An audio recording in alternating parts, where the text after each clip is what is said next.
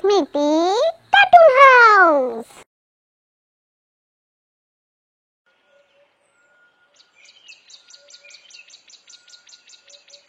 অনেকদিন আগের কথা, শ্যামপুকুর গ্রামে বাস করত চন্দ্রা।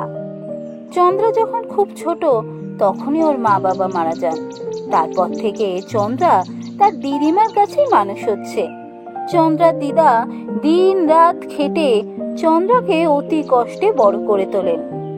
কিন্তু বড় হয়ে চন্দ্রা হলো ভীষণ কুঁড়ে। সে দিদার কাজে এতটুকু সাহায্য করতো না, সারাদিন শুধু বিছানায় শুয়ে শুয়ে ঘুমোতো।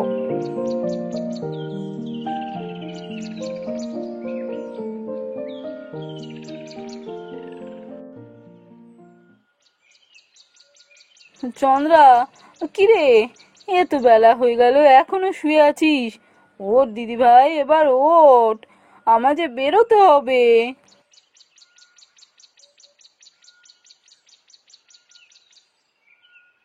কি হলো, আমাকে এত ডাকছো কেন? তোমার বেরোতে হয় তুমি বেরো না, আমি কি করব? আমি এখন একটু ঘুমোচ্ছি। শোন দিদি ভাই, আমি বেরোচ্ছি, আমার ফিরতে কিন্তু আজ দেরি হবে।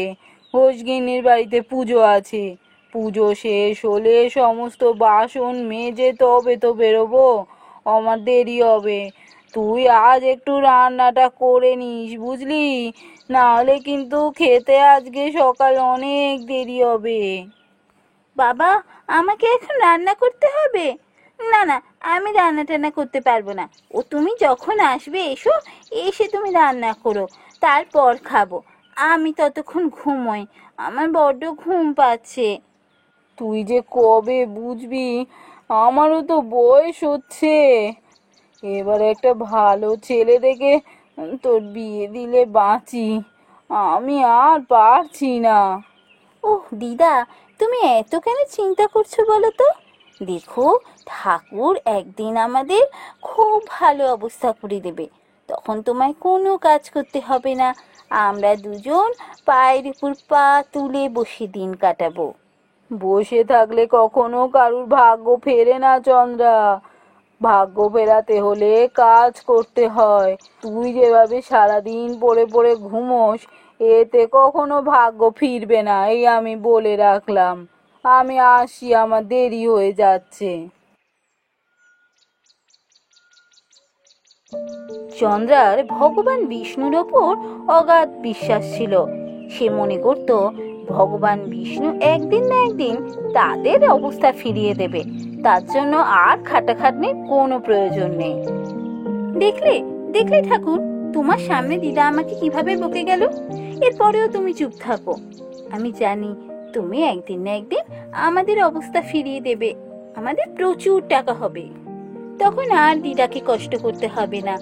কিন্তু আমি এটা বিশ্বাস করলেও দিদা এটা মানতেই চায় না, তাই তো খালি বলে ঘুমোস না, কাজ কর। আচ্ছা তুমি বলো, আমি এত কাজ করে কি করব? তুমি যখন আমায় এমনিতেই বড় লোক করে দেবে, তাহলে আমি শুধু শুধু খাটবো কেন? আমি জানি সঠিক সময় এলে আমাদের অনেক টাকা হবে, আমরা অনেক বড় লোক হয়ে যাব। শুধু সেই সময় পর্যন্ত আমাদের অপেক্ষা করতে হবে। দিদা সেটাই পারে না, কিন্তু সেই সময়টা যে কবে আসবে, ঠাকুর তুমি কিন্তু আর এভাবে চুপ করে থেকো না, তাহলে কিন্তু সবাই তোমার উপর অবিশ্বাস করবে। তুমি তাড়াতাড়ি আমাদের বড় লোক করে দাও, আর দিদার কাছে আমাকে মিথ্যেবাদী প্রমাণ করো না। আমি এখন যাই, আমার ঘুম পাচ্ছে, অনেকক্ষণ তোমার সাথে কথা বলেছি।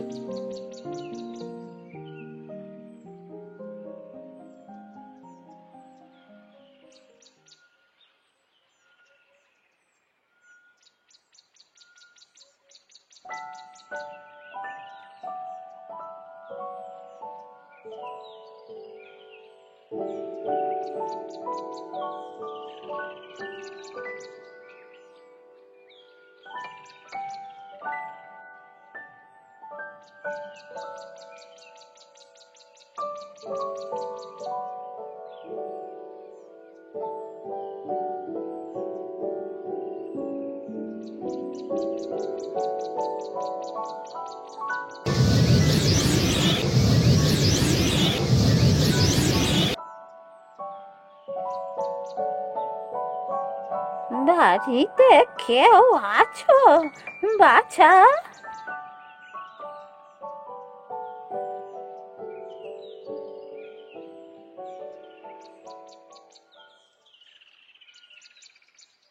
কি ব্যাপার বুড়িমা, আমাকে ডাকছো? হ্যাঁ বাচ্চা, ডাকছিলাম।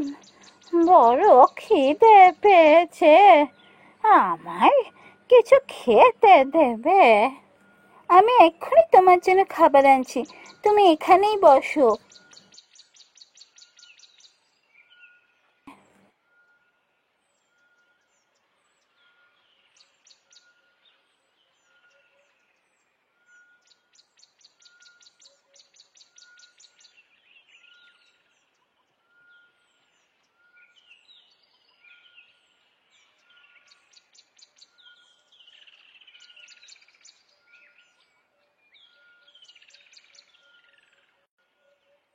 আহ, বড় তৃপ্তি পেলাম।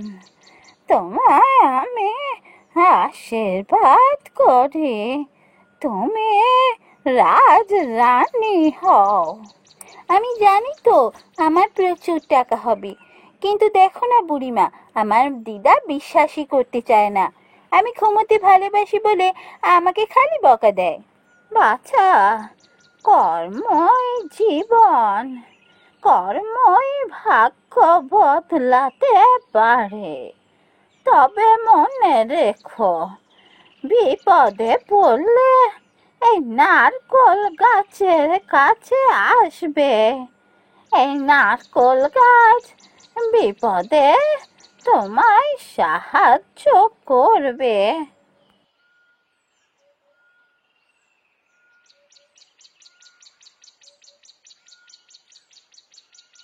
বুড়িমা যে কি বলে গেলেন কিচ্ছু বুঝতে পারলাম না।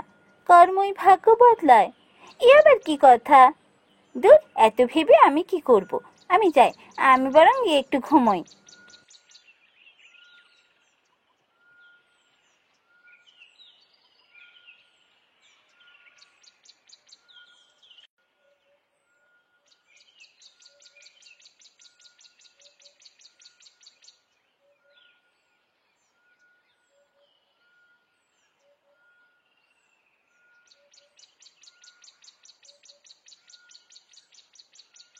কি হলো দিদা, আজকে তুমি শুয়ে আছো? আজ তো দেখছি আমার জায়গায় তোমারই ঘুম পাচ্ছে। তুমি আজ বেরোবে না? হ্যাঁ, বেরোবো, বেরোতে তো হবেই। হ্যাঁ, উঠি এবার, অনেক বেলা হয়ে গেছে না রে? কি হলো দিদা, তুমি এভাবে কথা বলছো কেন? তোমার কি খুব শরীর খারাপ? না, ও কিছু না, মাথাটা যেন একটু ভারী লাগছিল। তুমি এখন শো তো, এখন উঠবে না, দাঁড়াও। এ কি, তোমার তো খুব জ্বর, তুমি এই জ্বর নিয়ে বেরোবে কি করে? না না, আজ তোমাকে আর বেরোতে হবে না, এত জ্বর গায়ে। বোকা মেয়ে, এভাবে কি সারাদিন বাড়িতে থাকা যায়? রোজগার হবে কি করে বল দেখি? আর রোজগার না হলে আমাদের চলবে কি করে? ওসব নিয়ে তোমায় ভাবতে হবে না, ওসবের জন্য ঠাকুর আছে তো, আমাদের ঠিক চলে যাবে। তুমি এখন কোথাও যাবে না, তুমি এখন শুয়ে থাকো।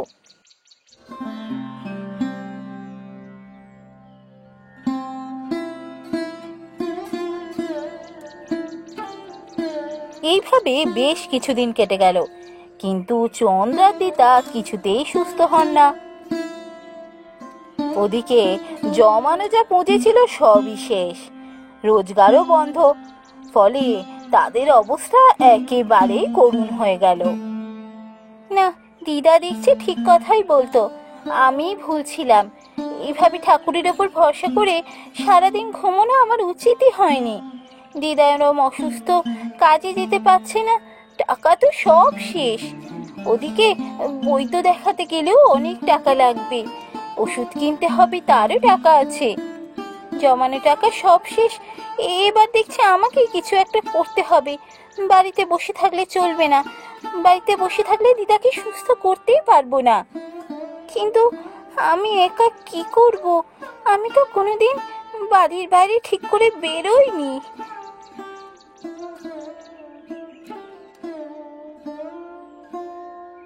আরে সেই দিন সেই বুড়িমা বলে গিয়েছিলেন না, বিপদে পড়লে যেন নারকেল গাছের কাছে যাই।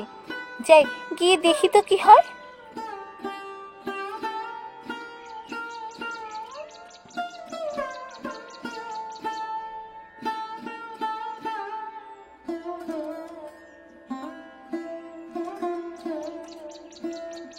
নারকেল গাছের সামনে চন্দ্রার এসে দাঁড়ানোর পরই অদ্ভুতভাবে নারকেল গাছ থেকে 10-10খানা নারকেল খসে পড়ল। কি এতগুলো নারকেল কি করে পড়লো? কোনোদিনই তো গাছ থেকে নারকেল নিজে নিজে পড়ে না।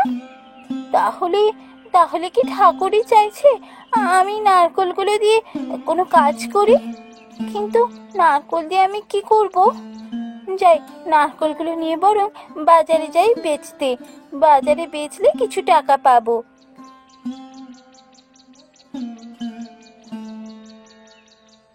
নারকেল নিয়ে যাও, নারকেল খুব ভালো নারকেল, শ্বাস হবে, একদম গাছের তাজা নারকেল। নিয়ে যাও, নিয়ে যাও, বাসি নারকেল নয়, একেবারে তাজা নারকেল। সেদিন চন্দ্রার সমস্ত নারকেল বিক্রি হয়ে গেল। বেশ কিছু টাকা পেল চন্দ্রা। তারপর থেকে প্রতিদিন চন্দ্রা বাজারে যেত নারকেল বিক্রি করতে।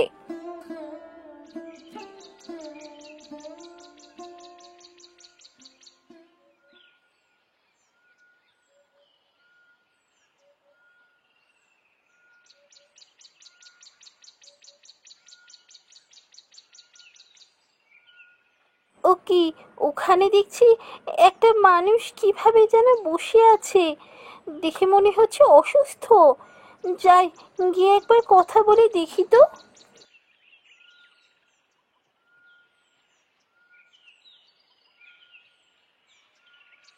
এই যে শুনছেন, আপনি কে? আপনি এখানে এইভাবে বসে আছেন কেন? আপনার কি শরীর খারাপ করছে? একটু জল, একটু একটু জল খাওয়াতে পারো? ভীষণ তেষ্টা পেয়েছে। এই রে, আমি এখন জল কোথা থেকে পাই? হ্যাঁ, নারকেল আছে, নারকেলের ভেতর জল আছে। এই নারকেলটাই বরং ফাটিয়ে দিই, আমার কাছে তো কাটারিও আছে।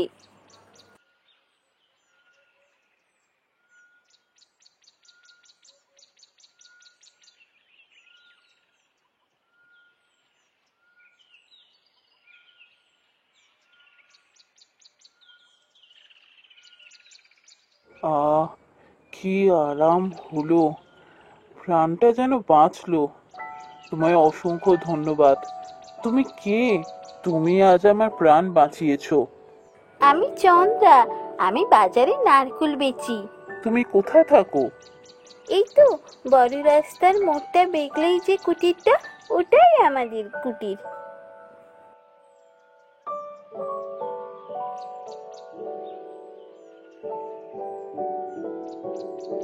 আপনাকে দেখে তো মনে হচ্ছে আপনি এখন সুস্থ আছেন। আমি তাহলে এখন আসি, কেমন? আমার দেরি হয়ে যাচ্ছে।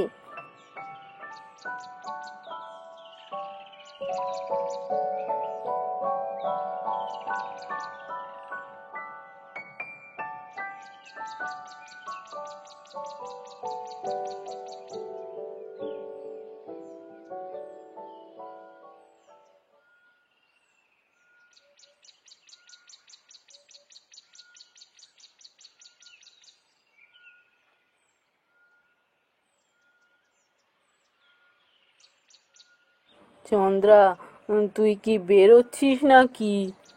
হ্যাঁ দিদা, এবার বেরোই, না হলে তো দেরি হয়ে যাবে। চন্দ্রা, আমি তো এখন অনেকটা সুস্থ আছি, তোকে বরং আজ আর বেরোতে হবে না। আমি যাচ্ছি নারকোল নিয়ে বাজারে। এ কদিন তোর যা খাটাখাটনি গেছে, বাড়ি বাইরে সব একসাথে সামলেছিস, তার উপর আবার আমার সেবা শুশ্রূষা। না না দিদা, আমার কোনো অসুবিধা হচ্ছে না।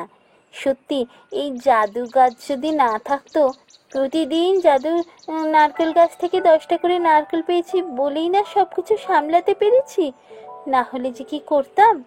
সেজন্যই তো বলছি, তুই অনেক খাটাখাটনি করেছিস, এখন বিশ্রাম নে, আমি যাচ্ছি। বাড়িতে কেউ আছে? বাইরে এসো, সব মহারাজ এসেছেন দেখা করতে। কি রে, মহারাজ এসে? হ্যাঁ রে, ঠিক শুনলাম তো? হ্যাঁ রে, তুই আবার কিছু উল্টো পাল্টা কিছু কাজ করিসনি তো? মহারাজ হঠাৎ বাড়িতে চলে এলেন কেন? তুমি যে কি বলো না দিদা, আমি কি করব? আমি তো প্রতিদিন বাজারে গেছি, নারকেল বেচেছি আর চলে এসেছি। চলো চলো গিয়ে দেখো কি বলছে। আমি যাব না বাবা, আমার অত সাহস নেই, তুমি গিয়ে দেখো।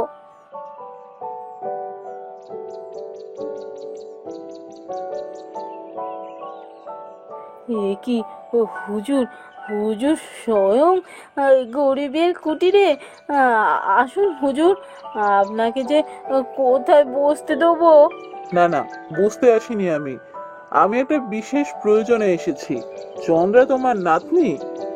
আগে হ্যাঁ হুজুর, ও কি কিছু ভুল করে ফেলেছে? ওকে আপনি ক্ষমা করে দিন। আসলে ছোট মেয়ে তো, বাড়ির বাইরে খুব একটা বেরোয় না। আমি অসুস্থ ছিলাম তো, তাই সব কিছু একা হাতে সামলাতে গিয়ে হয়তো কোনো ভুল করে ফেলেছে। ওকে দয়া করে আপনি ক্ষমা করে দিন হুজুর। না না, সেরকম কোনো ব্যাপার নয়। আমি এখানে এসেছি একটা বিশেষ কারণে। একটা প্রস্তাব নিয়ে এসেছি আমি। আমি তোমার নাতনি চন্দ্রাকে বিয়ে করতে চাই। এ কি, আপনি মহারাজ? এই তো সেদিন আপনি গাছের তলায় বসেছিলেন না? হ্যাঁ, ঠিকই ধরেছো। আমি ছিলাম সেদিন গাছের তলায়। তুমি আমাকে নারকলের জল খাইয়ে আমার প্রাণ বাঁচিয়েছো। ছদ্মবেশে রাজ্য পরিভ্রমণে বেরিয়ে হঠাৎই অসুস্থ হয়ে পড়ি। আমার তোমাকে খুব ভালো লেগেছে, তাই তোমায় বিয়ে করতে চাই।